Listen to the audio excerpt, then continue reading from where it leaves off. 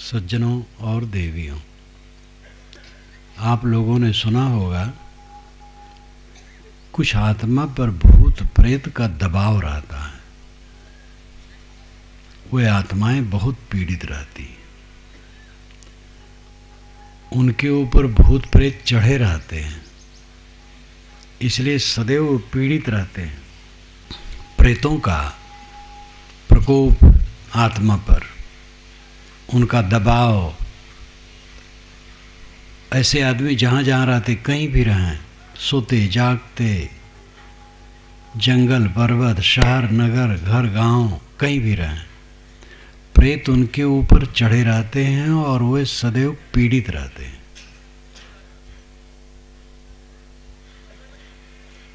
भूत प्रेत नाम की कोई चीज नहीं होती है,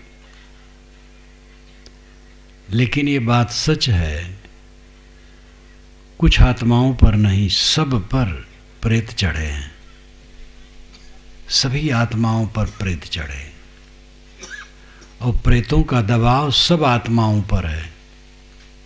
वो प्रेत हैं मानसिक विकार, प्रतिक्रिया, रिएक्शन, काम क्रोध लोभ मोह राग द्वेष चिंता उद्वेग, ये भूत प्रेत हैं। और ये सबको पीसते रहते हैं, सब पर चढ़े हैं, एक दो पर नहीं। कुछ आत्माओं पर प्रेत चढ़े रहते हैं, वो तो भ्रम है, प्रेत होता ही नहीं है, न प्रेत न भूत, ये मानसिक भ्रम है। किंतु ये भ्रम नहीं है कि हर जीव पर मानसिक प्रेत चढ़े रहते हैं। जितने देहधारी हैं, यहाँ मनुष्य की चर्चा है, मनुष्य के अलावा जो प्राणी हैं उनके प्रेत ठंडे रहते हैं। प्रेत यानी मानसिक विकार, उनके मानसिक विकार खास नहीं रहते हैं। गाय गर्भाधान के लिए संयोग करती है साँड़ का, भैंस घोड़ी केवल गर्भाधान के लिए, बाकी नहीं। बानर इत्यादि कुछ लंपट जानवर होते हैं, ज़्यादा जानवर लंपट नहीं होते, केवल गर्भाधान के लिए। और सांसारिक हानि लाभ की चिंता उनको नहीं होती है। कुत्तों को देखो, आवारे कुत्ते पड़े हैं सड़क में, क्या पाते हैं? कभी कहीं पा गए कुछ, और धूल में पड़े सोते रहते हैं। आसपास से कोई निकलता है तो आँख खोल के देख लेते हैं, फिर बंद कर लेते हैं, मालूम होता बादशाह हैं। बड़े बड़े शहरों में देखो, बीच सड़क में गाय बैठी, आँख मूंदे पागुर मार रही, दोनों तरफ से मोटर गाड़ी साइकिलें मोटरसाइकिलें जा रही हैं धू धू करके, और वो बीच में आँख मूंदे बैठी पागुर मार रही। कोई मानसिक टेंशन नहीं। हाई ब्लड प्रेशर किसी बैल घोड़ा को नहीं होता, किसी जानवर को नहीं होता। तो मानसिक विकार अन्य प्राणियों में बहुत कम होता है। चिंता, बस पेट भर गया, पेट भरने के लिए भी चिंता नहीं करते हैं, खोज करते हैं। पशु चरते हैं, पक्षी चुगते हैं, चिंता नहीं करते हैं, और उनका काम बन जाता है। उनका प्रजनन भी सरल, और बच्चों का पालन पोषण भी सरल, और थोड़े दिन में छुट्टा। बच्चे कहीं हैं, मादा कहीं है। बैल तो जानता ही नहीं है कि मेरा कोई बच्चा है, गाय जानती है, दूध पिलाती है, दूध छूट गया, बस बच्चे से कोई मतलब नहीं। और बच्चा कहीं है, गाय कहीं है, उसको होश भी नहीं शायद ना आता होगा कोई मेरा बच्चा है। अब आदमी बच्चे के बच्चे हो जाते हैं, तब भी चिंता, बच्चे की चिंता थी, अब बच्चे के बच्चे की चिंता है। और जीता रहे तो 10-20 पीढ़ी तक चिंता करता रहे। ये मनुष्य को प्रेत बाधा बहुत है। कौन सा प्रेत? मन का विकार। मैंने आपसे कहा भूत प्रेत नाम का कोई जानवर नहीं होता है। भूत प्रेत की कल्पना जंगली युग से आरंभ हुई। उस जमाने में कोई शासन नहीं था, कोई राजा नहीं था। एक गांव यहाँ है और 150 लोग यहाँ बसते हैं 10-20 घरों में, और दूसरा गांव धमतरिया और उससे दूर है। इधर पलारी से भी और दूर एक गांव है, कहीं 2 कोस पर, कहीं 4 कोस पर, कहीं 6 कोस पर एक गांव, और चारों तरफ जंगल। और वहाँ अपना कहीं वन्य धान्य यानी बन के अन्न जो सहज उत्पन्न हो जाते थे, और फल और मांस बस खा पी लिए, झोपड़ी बना के रह रहे हैं। धीरे धीरे कमाने लगे, संपत्ति बढ़ने लगी। तो एक जबरदस्त ग्रुप है जिसने अंदाजा कि इस ग्रुप को लूटा जाए तो इतना धन मिलेगा, तो वहाँ से उठे और आए, यहाँ सबको काट दिए और सब लूट के चले गए। लेकिन जो काटे उनके मन में ये सवाल रहा कि जिसको मैंने काटा है वो मुझे काट रहा है। ये स्वाभाविक है, एक्शन टू रिएक्शन, एक्शन के बाद रिएक्शन होती है, क्रिया की प्रतिक्रिया। और फिर उधर से जब निकले तो लगा कि वो हमारे पीछे पड़े हैं, तो मर चुके हैं, लेकिन अपने मन का भूत खड़ा हुआ। यहीं से भूत प्रेत की कल्पना शुरू हुई। मर जाने के बाद जीव शरीर छोड़ के चला जाता है।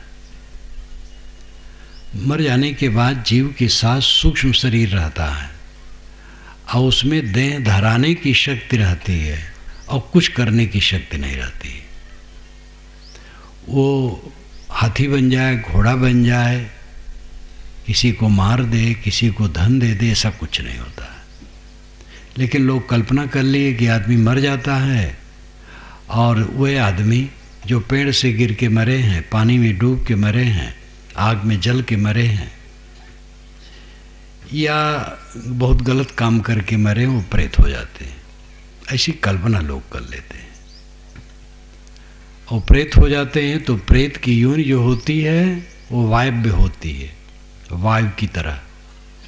और प्रेत चाहते हैं वैसा शरीर धारण कर लेते हैं। भैंसा बन गए, घोड़ा बन गए, बिल्ली बन गए, शून्य हो गए, और वह जिसको चाहते हैं सताते हैं। ये कल्पना है। ऐसा कोई जानवर भूत प्रेत नहीं है जो ऐसा करता हो। सूक्ष्म शरीर में देह धराने के अलावा अन्य शक्ति नहीं है, और देह धराने की प्रक्रिया सृष्टि में जैसे है वैसे देह होती है। जैसे मनुष्य में और बहुत से पशुओं में 8-10 महीने गर्भ में बच्चे रहते हैं, तब निकलते हैं, तो बहुत दिन में वो प्रौढ़ होकर बड़े होते हैं। कुछ योनियों में है 10-20 दिन में सारी प्रक्रिया पूरी हो जाती है। कितने पक्षी हैं अंडा देते हैं और बस थोड़े दिन में अंडा फूट जाते हैं, और 4-6 दिन में चूजे पंख वाले होकर उड़ जाते हैं। तो जहाँ जैसी प्रक्रिया है वैसे शरीर धारण होता है। ऐसा धारण हो कि प्रेत हवा के रूप में आया और घोड़ा बन गया, हाथी बन गया, ऊंट बन गया, ऐसा कुछ नहीं। हाथी, ऊंट, घोड़ा बनने में समय लगता है, और उसके लिए नर मादा का संयोग होता है, गर्भाधान होता है, बच्चे पैदा होते हैं, बड़े होते, सब समय लगता है। एक शीशम का बीज है, उससे आप खड़ाऊ नहीं बना सकते हैं, फाटक नहीं बना सकते। बीज है छोटा सा, नरम नरम। जब वो मिट्टी पानी संजोग पा करके वृक्षाकार होता है और वर्षों में पकता है, तब उसको काट करके फिर खड़ाऊं, फाटक, जंगला कुछ भी बनावें। ऐसे सूक्ष्म शरीर से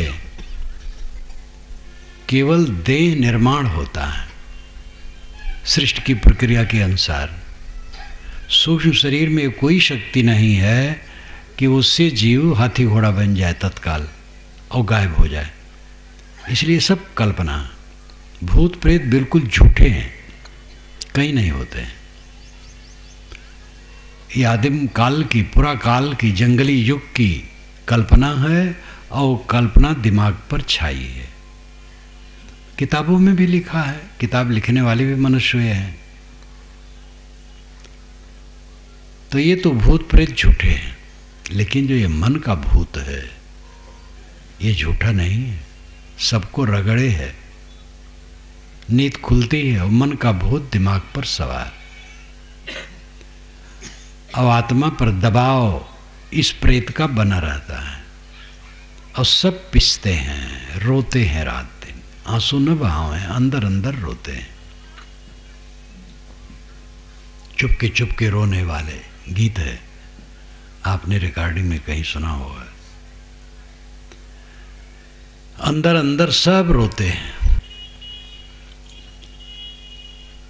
प्रेत आत्मा, प्रेत का आत्मा पर दबाव यानी मानसिक विकारों का मनुष्य पर दबाव। अब अपने भ्रम से ये मानसिक विकार पैदा होते हैं और अज्ञान बस, मोह बस, मूढ़ता बस, अहंकार बस, उसको हम ढोते हैं। है कुछ नहीं, लेकिन बड़ा भयंकर है। कुछ न होते हुए इतना सब कुछ है कि सबको रुला रहा है। अंधकार क्या है? लाठी डंडे से पीटो, अंधकार कहीं कुछ नहीं है। पकड़ना चाहो कहीं कुछ नहीं है, लेकिन घोर अंधकार में अपना हाथ भी नहीं दिखता है। ऐसी ये भ्रांति मन की, कुछ है नहीं, लेकिन ये सबको पीस रही है। ज्ञान हो जाने पर भी ये मानसिक विकार नहीं मिटता है, साधना करने पर मिटता है।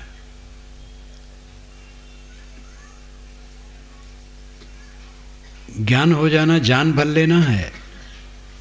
जब साधना की जाएगी तब वो विकार मिटेगा। और साधना लोग नहीं करते हैं, इसलिए जानकार लोग भी कहते महाराज क्या करें, मन में शांति नहीं मिलती है। ये मानसिक भूत प्रेत समाधि में समाप्त होते हैं, पूरी समाधि में समाप्त होते हैं। ध्यान समाधि, जब पूर्ण समाधि लगती है मन निर्विकल्प हो जाता है, शून्य, संकल्प शून्य, तब ये भूत प्रेत, मन के भूत प्रेत समाप्त हो जाते हैं। लेकिन समाधि से उठो तो ये भूत प्रेत फिर चढ़ बैठेंगे। इसलिए ऐसा अभ्यास करो कि समाधि के बाद भी समाधि का असर हरदम बना रहे। हरदम कोई समाधि में तो नहीं बैठेगा। खाना है, पीना है, नहाना है, धोना है, काम धंधा करना है, व्यवहार बर्ताव करना है, तो हरदम समाधि में कोई कहाँ तक बैठा रहेगा। लेकिन जब साधना अखंड रूप से चलने लगती है तो उसकी एक धारा हो जाती है।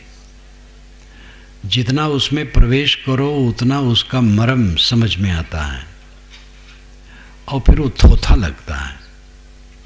जो मन आपको रात दिन रगड़ रहा है वो मन शून्य हो जाता है। अपने पर हंसी आती है कि किन वाहियात बातों को लेकर मैं रो रहा हूं। कौन यहां दुश्मन है, कौन अपना है, कौन पराया है। बचपन से आज तक कितने संबंध हुए हैं, कितने लोग मिले हैं, कौन रहा है। लेखा जोखा इसका हम नहीं कर सकते हैं। बचपन से बड़े सुंदर सुंदर लोग मिले, सुशील, सुंदर, समर्पित, क्रूर, क्रोधी, विद्वेषी, अच्छे और बुरे, हर प्रकार के मिले, और कोई रहा नहीं, मिला और छुटा। ट्रेन पर आप बैठते हैं, जब गाड़ी चलती है, दोनों तरफ गांव, नगर, सड़कें, ट्रकें, मनुष्य, पशु पक्षी, नदी नाले, बहुत कुछ मिलते हैं और सब भागते चले जाते हैं। जीवन की कथा यही है। पूरे जीवन में जो कुछ मिलता है भागता चला जाता है। कणों का प्रवाह, चारों तरफ कणों का प्रवाह है, सब तरफ सब कुछ हरदम भागता है। अब हम उसको पकड़ते हैं, इसीलिए भूत प्रेत हमारे दिमाग पर चढ़ता है। पकड़ना छोड़ दें तो भूत प्रेत नहीं चढ़ेगा। भूत प्रेत मानसिक विकार, यही भूत प्रेत है, और भूत प्रेत तो होते नहीं। मन के विकारों को हमने गढ़ के बनाया है अपने अहंकार बस। जैसे किसी ने हमें कुछ कह दिया तो इसको लेकर के मन हरदम उधेड़बुन में पड़ा रहता है। उसने कह दिया, वो हमसे छोटा और हमें कह दिया, या हमसे बड़ा है कह दिया, यह हमारे बराबर है कह दिया। सब तरफ से प्रतिक्रिया होती है।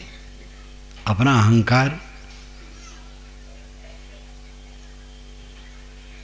अगर हमने कुछ गलत किया तो ग्लान करके गलत छोड़ दे, और दूसरे ने कहा तो हमारी जिम्मेदारी ही नहीं है। छोटा बड़ा मध्यस्थ कोई कह दिया हो तो उसका दोष उसके ऊपर है, हमें उसकी क्या चिंता है। लेकिन अपने नाम रूप में मोह होने से आदमी दुखी होता है। ये शरीर क्या है? चाम का पुतला।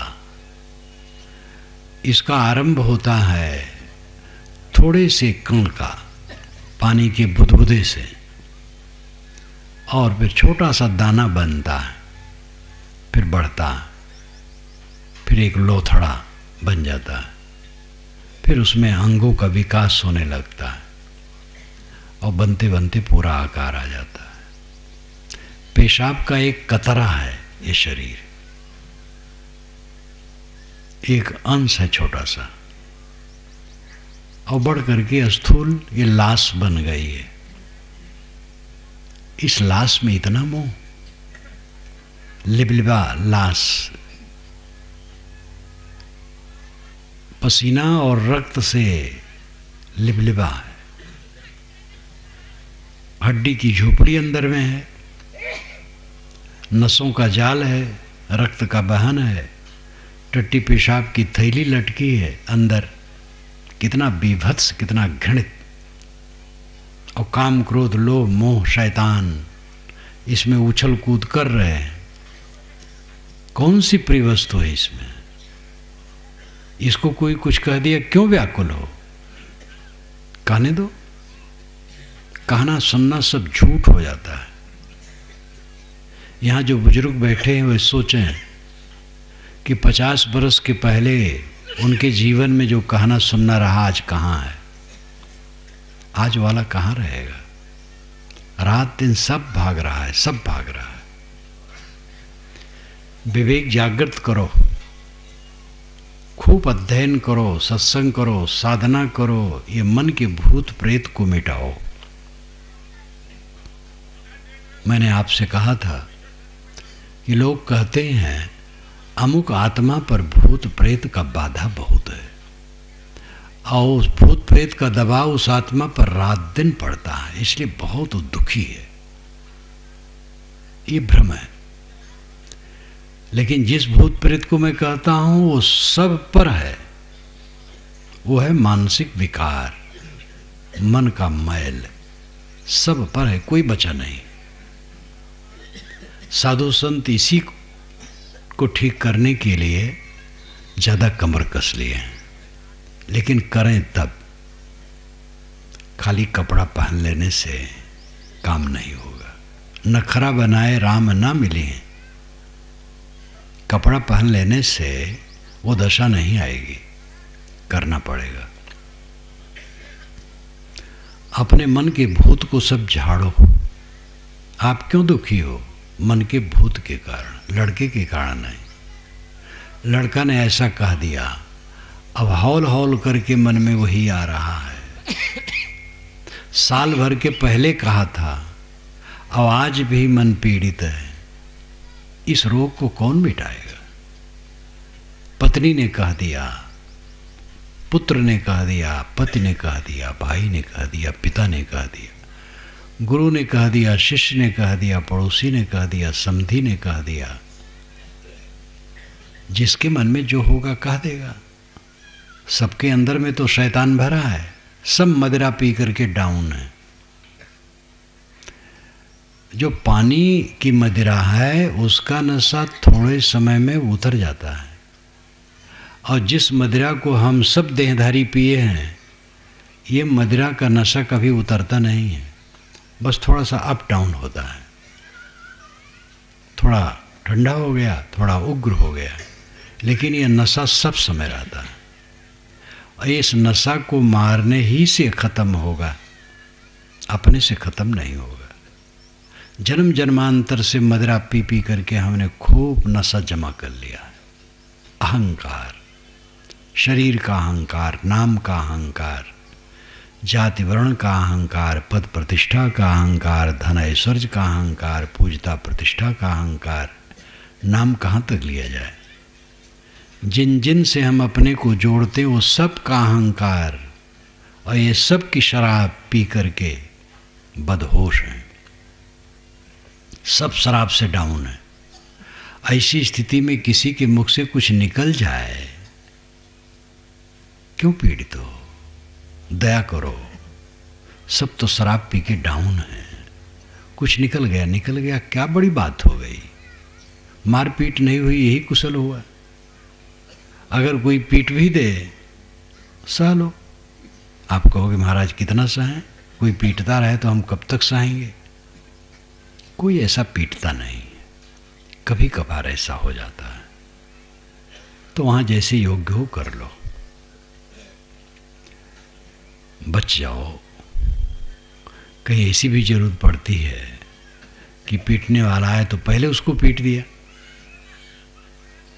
ये नीति की बात है, साधना की बात नहीं। साधना की बात है झुक जाना, और कोई ऐसा पीटता उठता नहीं है। कभी अपवाद स्वरूप ऐसा होता है कि बिना अपराध के कोई पीट दे। ज़्यादातर कहा कोई की बात है, वो तो रात दिन है, घर घर में है, और हर जगह है। जहाँ संबंध है वहीं है। सबका मन हरदम फोड़ा बना रहता है, फोड़ा जिसमें मवाद पकी हो, फूटा ना हो। फोड़ा बहुत पीड़ित करता है। इसी प्रकार सबके मन में मवाद है, सबके मन में फोड़े हैं, और हरदम वो दुखाते रहते हैं। हर आदमी दुखी, हर आदमी दुखी, हर आदमी दुखी। ऐसा कभी मैं नहीं देखता हूँ कि घर में किसी के जाऊँ और कोई कहे साहब 8 लोग हैं, 7 लोग खाते हैं लेकिन हमें भोजन नहीं देते। 7 लोग कपड़े पहने और हम नंगे हैं। 7 लोग घर में रहते और हमें खदेड़ दिए हैं और बाहर पड़ा हूँ। ऐसा नहीं होता। सब खाते हैं, सब पहनते हैं और सब घर में रहते हैं। बस मन की बात है। मन के नाते सब दुखी। और इस मन को पहचानोगे नहीं, रगड़ोगे नहीं, विनयी नहीं होगे, अध्ययन मनन चिंतन ध्यान नहीं करोगे, अपने मन के दृष्टा नहीं बनोगे, और उसको चंदन की तरह घिसोगे नहीं, तो शीतल कभी नहीं हो सकते हो। कोई भगवान आपका उद्धार करने वाला नहीं है। अगर भगवान कहीं होगा अब आपका उद्धार करता तो अब तक हो गया होता। आज तक आपका उद्धार नहीं हुआ। गुरु महाराज सामने हैं, संत सामने हैं, लेकिन वे भी केवल रास्ता बताएंगे। आपको खुद अपना उद्धार करना पड़ेगा। भगवान तो काल्पनिक है, ईश्वर, भगवान, परमात्मा आत्मा से अलग कहीं माना जाता, वो काल्पनिक है। वो उद्धार आपका कर नहीं सकता है। और गुरु संत हैं, वह प्रत्यक्ष हैं, लेकिन वो केवल रास्ता बताएंगे। अपने मन के दृष्टा आप हैं। आपके मन के अंदर में क्या क्या है आप जानते हैं, और उसको ठीक करने की शक्ति आप में ही है। हम अपने मन को ठीक करेंगे, आप अपने मन को ठीक कीजिए, यही चारा है। सब अपने अपने मन के दृष्टा हैं। अपने मन को पहचानो, ता मन को चिन्हो मोरे भाई, तन छूटे मन कहाँ समाई। मन पर कबीर साहब ने बहुत कहा। पानी ते अति पातला, धुआं ते अति झीन, पौनो ते उतावला, दोस्त कबीरन कीन। पानी से बहुत पतला, धुआं से बहुत झीन, पवन से बहुत उतावला, ऐसा मन, उसी से सब लोग दोस्ती किए हैं। क्यों दुखी हैं? अपने मन के कारण। मन अज्ञानी है, बेसमझ है, अविवेकी है, इसलिए दुखी है। सुखी होने का रास्ता क्या है? अपने मन को ठीक कर लेना। समझ पाना बड़ा मुश्किल है। परत पर परत भ्रांतियां भरी हैं। एक परत को उधेड़ करके समझ जाओ तो लगता बेड़ा पार हो गया, लेकिन नीचे से और परत निकलती है, उसमें और भ्रांतियां, फिर और उखाड़ते जाओ सब परत तो लगता है अभी और दुख आ गया, और दुख आ गया, लेकिन करते जाओ सब दुख मिट जाएगा। है केवल धुआं का धरारा नाम लाट। जैसे कहीं जोर से आग लगे और गीली वस्तु वहाँ ज़्यादा हो तो उसका धुआं सैकड़ों फीट ऊंचे पर्वत जैसा हो जाता है। इसको धरारा कहते हैं। तो धुआं का धरारा, धुआं का लाट, मन की दशा यही है। मन कोई द्रव्य नहीं, मन कोई ऐसी चीज नहीं, लेकिन ऐसी चीज है कि सबको ही रुला रहा है। और वो स्वतंत्र जानवर नहीं है कि रुलाता रहेगा, वो हमारे अधीन है, हम ही ने उसको बनाया है। कहा जाता है एक सेठ के यहाँ संत रहे, तो संत चलने लगे तो कहे महाराज ऐसी कुछ कृपा कीजिए कि हमारी तृष्णा सब पूरी हो जाए, बहुत काम करने का मन है। तो संत ने कहा भाई जितना है उतना बहुत है। कहे नहीं महाराज कुछ ऐसी कृपा कीजिए जितना मुझे संतोष नहीं है। तो कहे अच्छा तो मैं तुम्हें एक प्रेत दे दूं, वो बहुत काम कर डालेगा, घंटों में वो बहुत काम कर डालेगा। महाराज बड़ी कृपा होगी। तो संत ने कहा लेकिन जब तुम काम उसको नहीं दे पाओगे तब तुम्हें खाने को तैयार हो जाएगा। तो कहेगा महाराज इतना काम है कि उसको काम में लगाए रखेंगे। कहे ठीक है। तो दे दिया प्रेत को। तो प्रेत खड़ा हुआ सामने, सेठ जी से कहा काम बताओ। तो काम बताया। जिस काम को महीनों में किया जा सकता था वो कुछ मिनटों में करके आ गया। कहा और काम बताओ। तो सेठ को भय तो लगा, इस शुरुआते में ऐसा है। फिर और काम बताते गए। अब काम सब खत्म हो गया। तो कहा जाओ नगर भर का कचरा साफ कर दो। वो भी करके आ गया मिनटों में। कहा काम बताओ। तब लगा कि अब तो जान नहीं रहेगी, हम कहाँ तक काम बताएं, ये हमें खा जाएगा। कहे तुम थोड़ी सी हमें फुर्सत दो, संत से पूछ लो। गए संत के पास, कहे महाराज जो आपने खतरा बताया था वही खतरा है, अब जान बचेगी नहीं, कुछ बताइए क्या करूं। काम वो इतना चाहता है, वो मैं दे नहीं पा रहा हूं, खाने को तैयार है। तो उन्होंने कहा देखो एक बांस गाड़ दो, जब कोई काम ना हो तो कह दो इसी पर चढ़ो उतरो, तो चढ़ता उतरता रहे, वो काम कभी खत्म नहीं होगा। तो ऐसे कर दिया। ये काल्पनिक कहानी है, कोई ऐसा प्रेत भूत नहीं, ये मन है। ये मन सबको रगड़ रहा, सबको रुला रहा है, रात दिन रुला रहा है, सब रो रहे हैं। इस मन को काम बताओ। साधना व्यवहार का भी काम जरूरी है। हल चलाओ, ट्रैक्टर चलाओ, कुदारी चलाओ, नाली साफ करो, कपड़ा बुनो, जो रचनात्मक काम है, जहाँ जिसकी जो जिम्मेदारी है, रोटी पकाएं, बर्तन माजें, सब काम करो। हिंसा का काम न करो, मुर्गी बेचने का धंधा न करो, बकरी बेचने का धंधा न करो, कसाई का काम न करो, नशा की चीज को बेचने का काम न करो।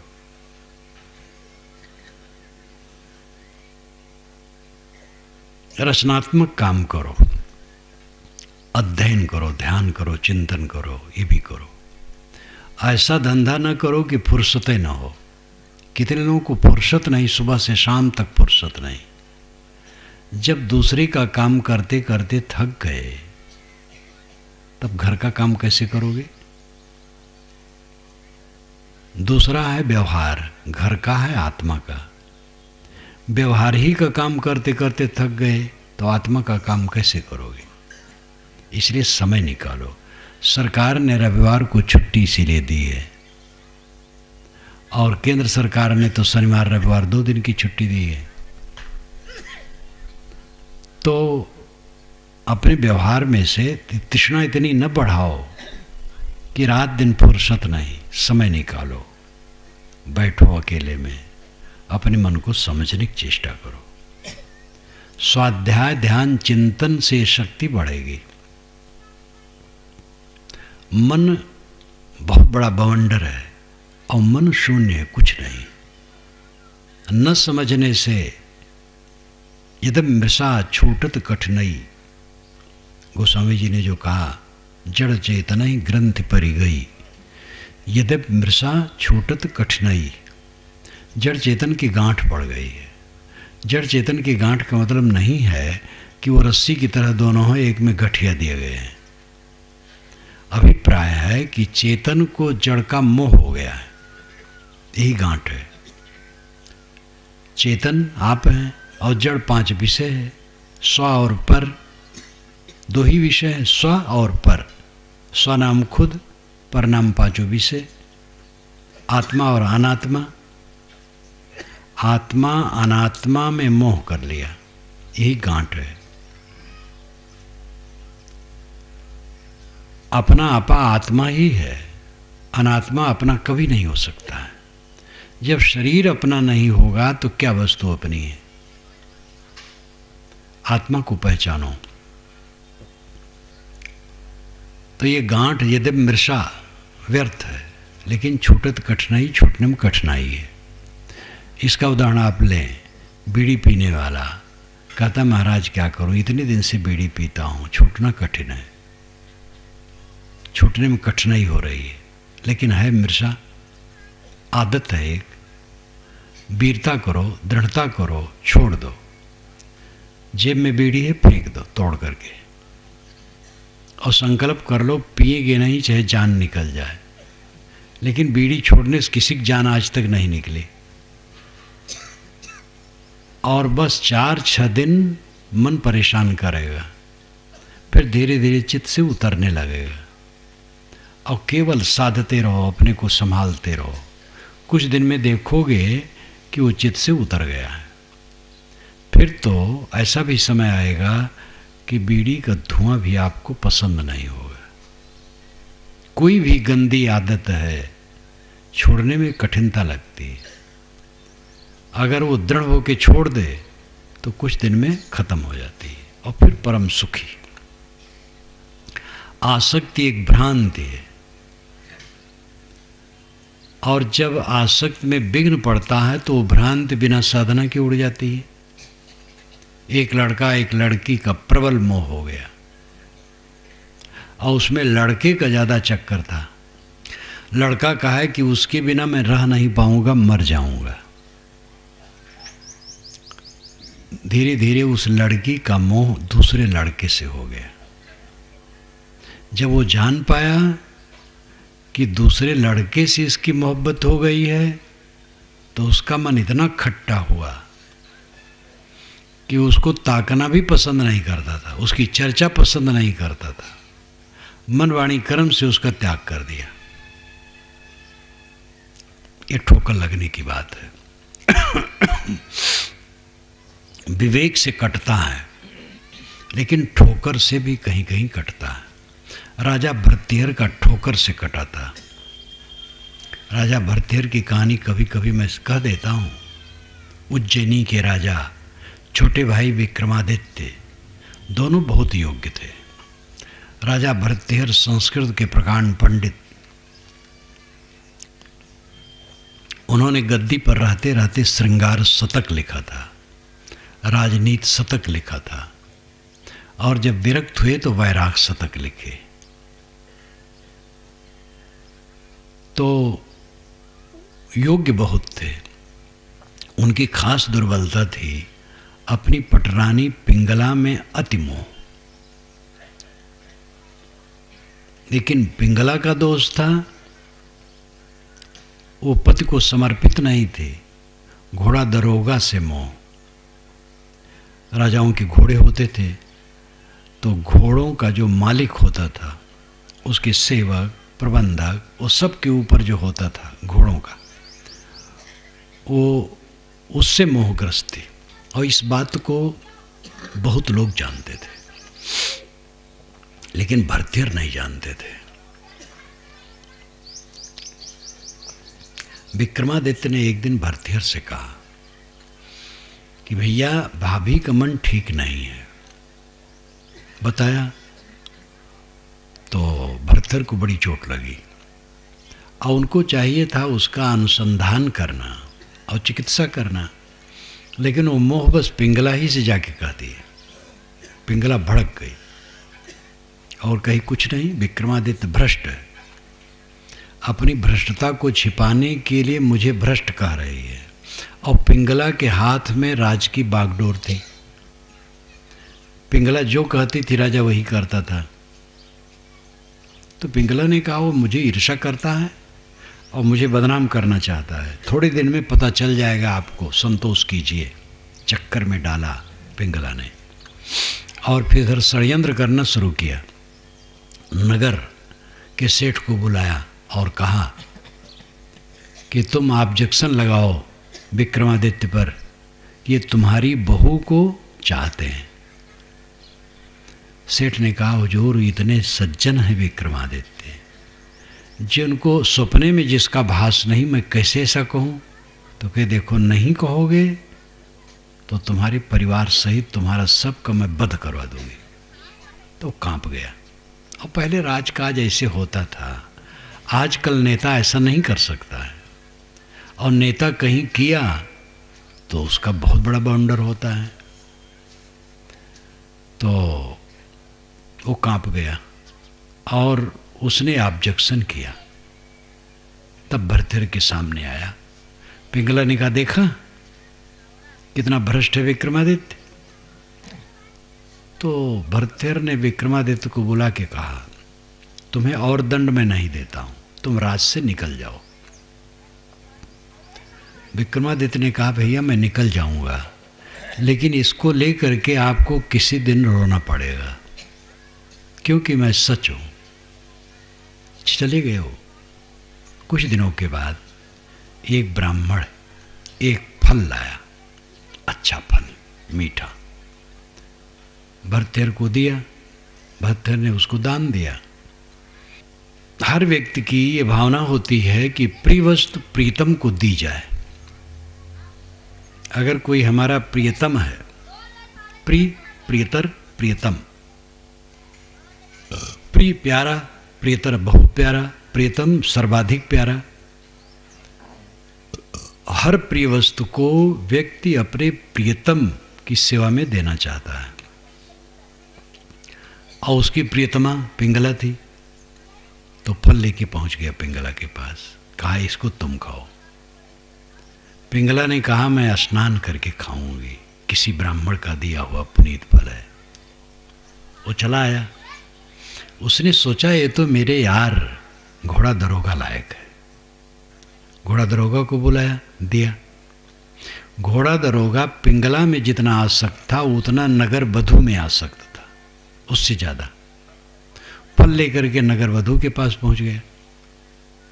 नगर वधु यानी वेश्या, उसको दिया। घोड़ा दरोगा तो चला आया। वेश्या ने सोचा है तो राजा लायक है, वो फल राजा के पास ले आई। राजा ने कहा तू कहाँ पाई, तो बताना पड़ा। घोड़ा दरोगा बुलाया गया, उसको बताना पड़ा पिंगला से। उसने फल रख लिया, पिंगला के पास गया, फल तूने खाया? कहे वो तो तभी खा गई। निकाल के दिखाइए कहाँ से आया। पिंगला बदहोश हो गई, समझ गई आज हमारी पोल पट्टी खुल गई। राजा चाहता पिंगला को मरवा देता, घोड़ा दरोगा को मरवा देता, कुछ नहीं किया। अपने कक्ष में आकर के ग्लान में डूब गया। विक्रमादित्य के विषय में पता लगाया तो निर्दोष थे। विक्रमादित्य के लिए राजा रोया, मंत्रियों से कहा विक्रमादित्य को जहां हो खोज के लाओ, उसको गद्दी बैठाओ।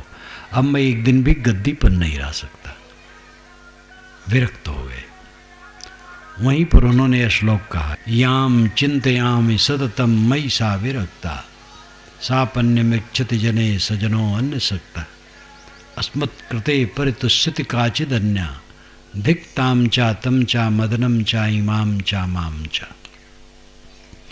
याम चिंतयामि सततम, जिसका मैं निरंतर चिंतन करता हूँ, मैं सा विरक्ता हूँ, मुझसे विरक्त है। मैं पिंगला को रात दिन जपता हूँ और पिंगला मुझसे विरक्त है, घोड़ा दरोगा में फंसी है। याम चिंतयामि सततम मयि सा विरक्ता, सापन्यमिच्छति जने सजनो अन्य सक्ता। सा अपि, वह भी अन्य सक्ता, दूसरे में आ सकता है। यानी घोड़ा दरोगा वेश्या में आ सकता है। इसलिए धिक ताम चा तम चा मदनम चा इमाम चा माम चा, उसको धिक्कार, उसको धिक्कार, उसको धिक्कार, मेरे को धिक्कार, और काम कीड़ा को धिक्कार। फिर उन्होंने कहा भोगे रोग भयम, कुले च्युत भयम, वित्ते नृपालाद भयम, माने दैन भयम, बलेरि भयम, रूपे जुराया भयम, शास्त्रे वादि भयम, गुणे खल भयम, काये कृतांताद भयम, सर्वम वस्तु भयान्वितम, भूणाम वैराग्यम एवा भयम। भोग में रोग का भय, जवानी में बुढ़ापा का भय, धन में राजा चोर इत्यादि का भय है, और सब भय से भरा है। निर्भय वैराग पद है, तो ठोकर से उनको वैराग लगा। लेकिन फिर मेधावी पुरुष थे, विवेक जग गया, अखंड वैरागवान पुरुष हुए। उनका वैराग शतक ग्रंथ बहुत महत्वपूर्ण है, संस्कृत श्लोकों में है। ठोकर लगने पर भी ये अंधकार टूटता है, लेकिन टूट करके फिर जुट जाता है। किसी का विवेक जग जाए भरथेर की तरह तो एकदम टूट जाता है। विवेक से ही तोड़ना चाहिए। सबके ऊपर मानसिक विकारों के भूत प्रेत लगे हैं और उसके दाब में सब हैं। जो हम चिंता करते हैं, क्यों? यही मानसिक विकारों का दाब। जो हम प्रतिक्रिया में पड़ते हैं, क्यों? अच्छा बुरा जो हुआ सो हुआ, आवाज से बुरा न करो। आपका काम है बुरा न सोचो, बुरा न बोलो, बुरा न करो। आपके लिए कोई बुरा कह दिया, उसकी जिम्मेदारी है, वो जाने। आप दुखी क्यों होते हो? उसके बुरा कहने से बहुत लोग आपको बुरा मान लेंगे, मान लेने दो।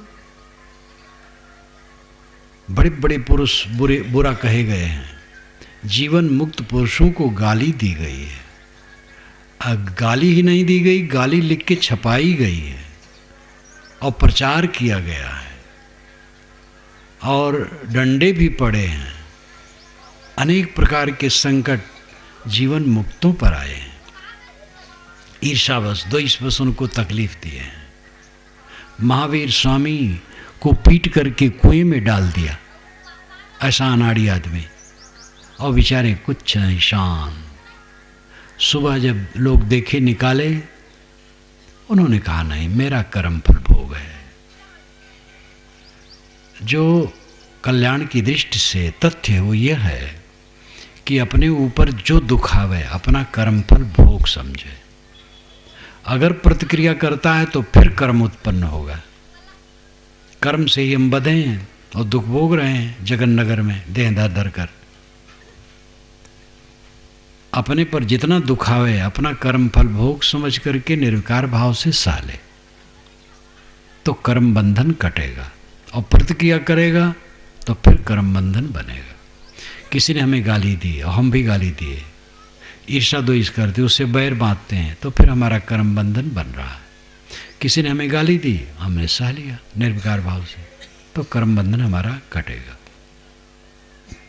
कर्म सिद्धांत ये बताता है कि अपने ऊपर जो आवे निर्विकार भाव से सह लो और प्रतिक्रिया में न पड़ो, और जहां प्रतिक्रिया में पड़े फिर कर्म बंधन बनना शुरू। इसीलिए साधना का अर्थ है सहन। सह लेना सबसे बड़ी साधना है। खोद खाद धरती सह काट कूट बन रहा है, कटुक वचन साधु सह और से सहा न जाए। तो साधु कौन है? जो कटु वचन सह ले। धोती कुर्ते में है, शर्ट पैंट में है, साड़ी ब्लाउज में है, अचला लंगोटी में है, किसी वेश में है, जो सह ले वही साधु है। सहना ही धर्म है, सहना ही उपासना है, सहना ही त्याग तप है। जो सह लेता है, निर्विकार भाव से रहता है, उसका कर्म बंधन कटता है, और जो प्रतिक्रिया शुरू करता है तो फिर कर्म बंधन बनता है। अहंकार में पड़ करके प्रतिक्रिया ही में तो अनादि काल से हम जलते आए हैं। अब इस जीवन में एक संकल्प कर लिया जाए कि इस जीवन में हम प्रतिक्रिया में नहीं पड़ेंगे। ये तो पानी का बुलबुला है, शरीर आजकल में खो जाएगा, धरा इसमें क्या है? धुआं का धरा रहा, क्षण में मिट जाने वाला। तो थोड़ा सा जो समय है प्रतिक्रिया रहित होकर के जीने का शौक करो। पत्नी ने कुछ कह दिया सह लो, पत्नी कुछ कह दिया सह लो, किसी ने भी कुछ कह दिया सह लो। स्वयं कटु न कहो, दूसरे की बात सह लो। एक काम करो खाली इतना, देखोगे जीवन अमृत हो जाएगा। लोग कहते महाराज कितना सहें? मैं कहता हूं जितना लोग सहावें। ये कल्याण की बात है, नीत की बात नहीं। नीत में पंचायत है, मुकदमा है, मारपीट वहाँ भी मान्य नहीं है। अब कोई लाठी लेके आया, आप भी लाठी लेके अपने संभाल लिए, ठीक है, परंतु साधना की दृष्टि से सहना ही है। संसार में नीति भी है और नीति की जरूरत है, पुलिस की जरूरत है, दंड की जरूरत है, पंचायत की जरूरत है। पंचायत में जो निर्णय होता है उसको स्वीकारना जरूरत है, और ये सब की आवश्यकता है। इसका मैं खंडन नहीं करता हूं। एक दिन कानून उठा लिया जाए, पूरे भारत को छोड़ दो, केवल धमतरी जिले में घोषणा कलेक्टर कर दे कि धमतरी जिले में 10 तारीख को, 10 मार्च को कोई कानून नहीं रहेगा, कोई कुछ करे उसको दंड नहीं होगा, तो तो धमतरी में उथल पुथल हो जाएगी पूरे जिले में, पता नहीं क्या क्या होगा। अभी एक सज्जन हमसे कह रहे थे परसों कि महाराज जो संकट है, जो उन्होंने बताया, कितनी चोरियां और कितनी विपत्ति हुए मुझे बताए, ऐसे ऐसे बदमाश, ऐसे ऐसे दुष्ट हैं। खाली धमतरी की बात नहीं है, पूरी दुनिया की बात है। इसलिए कानून की जरूरत है, दंड की जरूरत है, न्याय की जरूरत है। लेकिन जो ये स्टेज है, ये साधना का पक्ष है। साधना में सहना जरूरी है। जो रात दिन सहना है, क्या उसमें पंचायत करोगे? आप घर में गए, वो पत्नी ने कुछ कटु कह दिया तो क्या करोगे? मुकदमा दायर करोगे कि पंचों को बुला करके पंचायत करोगे? वहाँ तो सह लो। लड़के ने कुछ कह दिया, एक लड़के ने अपने पिता को डंडे से मार दिया, उनके पैर में घाव हो गया। दूसरे दिन लोग मिलने आए, कहे ये क्या हो गया? कहे वो जा रहा था, लकड़ी लग गई, चोट लग गई। कैसे कहें कि पुत्र ने मार दिया? अपनी बदइज्जत कराना। तो जहाँ सहने की बात है, रात दिन, वो मुकदमा वहाँ नहीं चलता है। रात दिन जो सहना है, कितना मुकदमा करोगे? पुत्र पर, पत्नी पर, पति पर, मुकदमा फिर रहेगा। जो बराबर सहना है, वहाँ सहना ही है, मुकदमा नहीं करना, और लड़ना भी नहीं है, पंचायत भी नहीं करना है। साधना का पक्ष बिल्कुल अलग है। मर जाना साधना है। जीवत मृतक साहिब में साखी ग्रंथ में कहा है, बीजक में भी तो कहा है, मरते मरते जग मुआ, मोए न जाना कोई, ऐसा होए कि ना मुआ बहुर न मरना हो। जीवत मृतक, जीते जीते मर जाओ, अहंकार छोड़ दो, तब जानिया जब जीवत मुआ। जीवन की सच्चाई तब समझ में आई जब जीते जीते मर गया। इसका मतलब क्या है? अहंकार छोड़ दिया, शीतल हो गया। मस्त राम मुर्दे से पूछे, मुर्दा कुछ बतलाओगे? मुर्दा में से मुर्दा बोला, मर जाओ सुख पाओगे। मस्त राम लेटे थे, एक मुर्दा पड़ा था, तो मस्त राम ने मुर्दे से कहा कि मुर्दा राम कुछ मुझे सीख दोगे? मुर्दा ने कहा जरूर सीख दूंगा। ये कहो कि मर जाओ सुख पाओगे।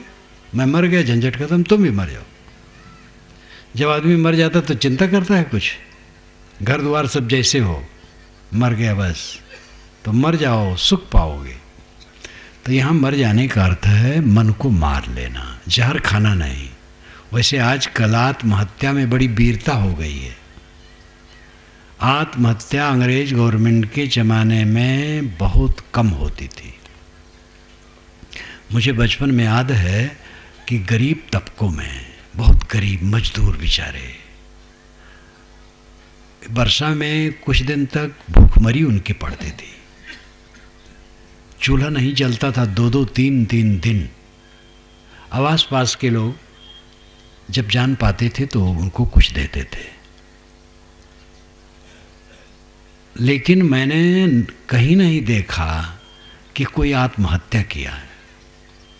अब आजकल आत्महत्याएं कहाँ हो रही हैं? खाते पीते घर में। मजदूरों में नहीं होती है। मजदूरों में कहीं आत्महत्या होती हो तो हो, ज़्यादातर ये खाते पीते घर में, संपन्न घरों में होती है। मध्य रूप में जो हैं संपन्न और बड़े कहलाने वाले, इनमें होती है, मजदूरों में नहीं होती है। मजदूरों को आत्महत्या करने की फुर्सत ही नहीं है। दिन भर डट के काम किए, शाम को दर फर करके पका के खाए और चटाई पर पड़े और रात भर सोते हैं। फिर सुबह काम में लग गए, कब आत्महत्या करें वो?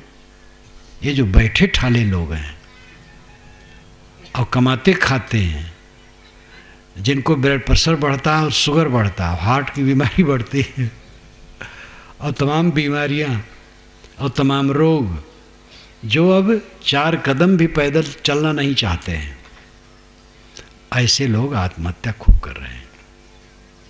ये सब मानसिक विकार है। आत्महत्या, तलाक, जो विदेश में ज़्यादा बोलबाला था, भारत में वो बढ़ रहा है। टीबी ने तो खूब कमाल कर दिया है। अब तो सबसे बड़ा देवता कौन है? टीबी। आपके घर में टीबी कपड़ा बढ़ाया है, जब आए सुई चान किए, बस उसके सामने मुग्ध हैं। अब धर्म कर्म भगवान भवानी कौन पूछता है? सबसे बड़ा भगवान टीबी है, और उसका मवाद सब दिमाग में भर के तब सोते हैं। संभालो अपने को, ये जो भौतिकवाद की बहिया है, अपने को बचाओ।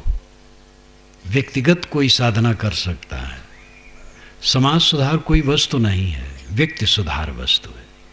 व्यक्ति ही तो है, समाज क्या है? एक एक व्यक्ति अलग कर दो, समाज क्या है? व्यक्ति सुधार होता है, और व्यक्ति व्यक्ति के सुधरने से समाज सुधार कहा जाता है। अपने को संभालो, समस्या नहीं है। बहिया बनी रहे, दुनिया जैसे वैसे रहे, आप अपने पर दृढ़ हो जाओ तो आपका कल्याण पक्का है। तो भूत प्रेतों का दबाव कुछ आत्मा पर होता है, और वे बेचारे बहुत पीड़ित रहते हैं। ऐसा आप कभी अखबारों में पढ़ते होंगे, पत्रिकाओं में पढ़ते होंगे, वो झूठी बात है। कोई भूत प्रेत नहीं है जो आत्माओं पर दबाव डाले। लेकिन ये मानसिक भूत प्रेत, रिएक्शन, प्रतिक्रिया, काम क्रोध लोभ मोह चिंता व्याकुलता, ये भूत प्रेत सबके ऊपर सवार हैं और सबको रुला रहे हैं। इनको झाड़ो, इसके लिए स्वयं बैगा बनो। ये बाहरी बैगा काम नहीं करेगा। गुरु संत बड़े बैगा हैं इसके लिए, तो रास्ता बताएंगे। बस वो अपना भूत झाड़ लिए हैं और झाड़ते रहते हैं। आपको बताएं आप भी ऐसे झाड़ो। ये जो बैगा आता है वो तो कहता मैंने पकड़ लिया भूत को, क्योंकि न भूत होता है न वो पकड़ता है, वो धोखा देता है। लेकिन ये भूत सच है, जो मानसिक विकार का भूत है। और गुरु संत इसके लिए बैगा हैं, सोखा हैं, और वो झाड़ते हैं, अपना झाड़ते हैं और आपको बताते हैं ऐसे झाड़ो। आपको खुद झाड़ना पड़ेगा। हाँ, ऐसे भी गुरु हैं जो कहते हैं तुम मेरी शरण में हो जाओ, तुम्हारी मुक्ति की जिम्मेदारी हमारी है। वो धोखेबाज है। कोई किसी की मुक्ति की जिम्मेदारी नहीं ले सकता है। स्वयं अपनी मुक्ति करनी होगी। अपने मन के भूत को झाड़ो, मन को ठीक कर लो, मन शीतल हो जाए, मन मक्खन हो जाए, मन सुबस हो जाए, बस परमानंद है। बोलिए सद्गुरुदेव की जय। अभी हम